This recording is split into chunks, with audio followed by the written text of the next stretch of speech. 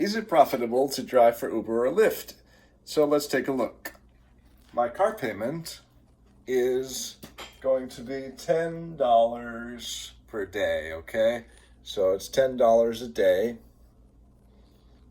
Maybe if I write that backwards, it will read correctly on the camera.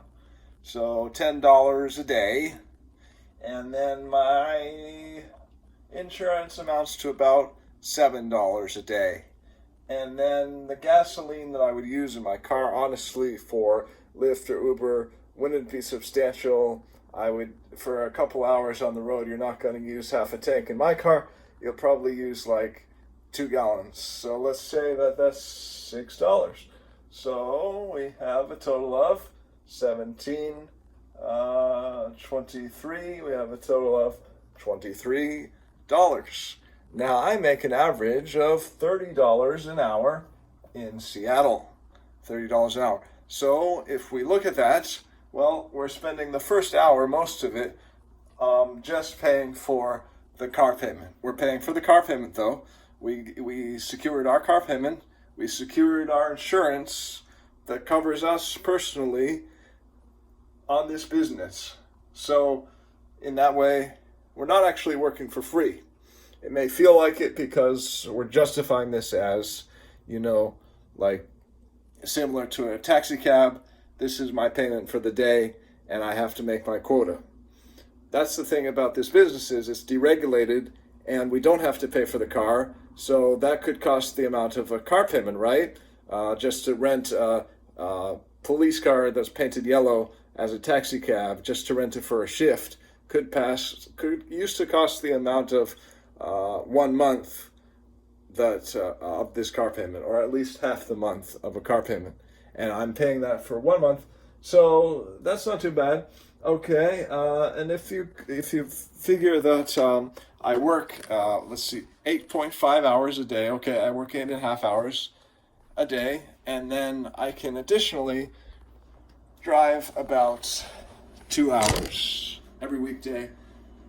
About 2 hours. So my commute is an hour total, give or take. So we're down to 9.5 hours that I'm working on the clock, and then I can work about 2 hours and still feel energized enough working for myself. So the human being can stay up for approximately 16 hours in a given day and keep doing this day after day, more or less, without being too tired. Okay? That's like the maximum. But I'm only working, so like 12 hours working. And then I want some free time to myself, some free time to relax at home and do what I want. But let's take a look more. Is this profitable? So when Seattle opened up, business started to boom, actually.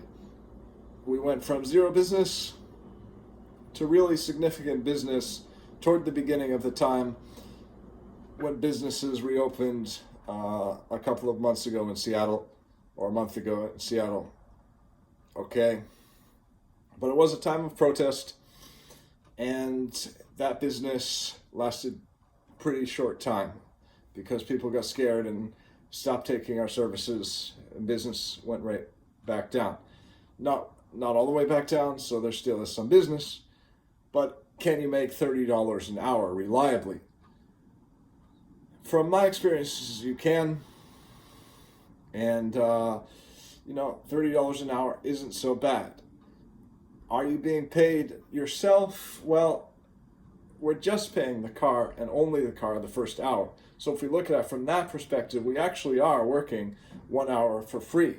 And then if we work only 2 hours, we get $60. The $30, do I have to divide the $30 into any parts? Because there is depreciation on my vehicle and I'll need to buy tires, or I'll need to eventually fix the doors because people are slamming it, or I'll eventually need to get brakes. Is that the case? I don't feel that I need to tack on that extra money. You may feel that you do in your formula.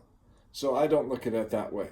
I don't look at it as I'm working an hour for free. The second hour, I keep it all. Basically, $30, I keep it all. That's $30 more in my pocket than I had before. And $30 an hour is a pretty substantial amount of money pretty substantial.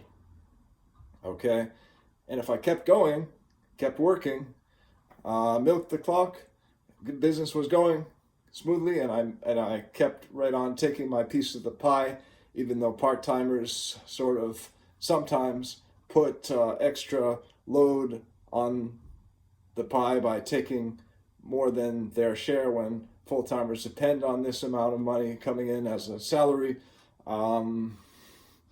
You know,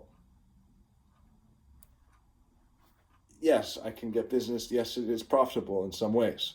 I look at it as kind of, though, it's kind of like the prices have been driven down to like $5 to $7 a ride. Like I had one ride which was in West Seattle and went from the home to a Walgreens and then had waiting time of about 5 minutes, then went back for a 10-minute ride, and that only gave me $5. Really, that was only $5 in my pocket. And that day, it was a total lame day. Like, I went out just to get some sun on the beach, and there I was in West Seattle, which isn't really a heavy market, so you would assume that in a scenario like that, you would just get out of Dodge and go back to the other side of Seattle and just do business downtown, okay? But I didn't do it that way. So it depends on your city, and it depends what's going on. Now, to make an extra $5 may seem reasonable on a day off when you're doing nothing else and you're just goofing around and you happen to make your cost of gas or some of your expenses towards the day just by doing that when you just went out for a beach run. Do you see what I mean? So in some ways it's profitable. In some ways it could be looked at as not profitable, because compared to earlier rates and compared to taxi cabs, people are paying nearly nothing for these rides, $5 to $7 average, and you're having to do more and more of them. And 2 hours or more than that can be a long time in a car during the hot summer sun and with traffic and stuff like that. So it may, at the end of the day, look like you're making $30 an hour, or in some markets, it may actually be significantly less. And if it is less, it's probably not worth it. But $30 an hour, not bad, you know. For me, that's an extra income that I could do. Like, I could do a few hours on Saturday and a few hours on Sunday in addition to those 2 hours. You know, those are open days. I can do more with that, and I'm comfortable doing that some of the time when I feel like it, which is why rideshare is great, because you set your own schedule. But it depends on the market, and it depends on your mood, and it depends on the day. The main point is not to kill yourself for a couple extra bucks ever. You know, it just isn't worth it. And I'm going to give you below an easy business that you can do. Go to that website, check out the products I sell, and contact me directly to start your own business selling those products, which can give you alternatives to the rideshare business. Thank you for watching.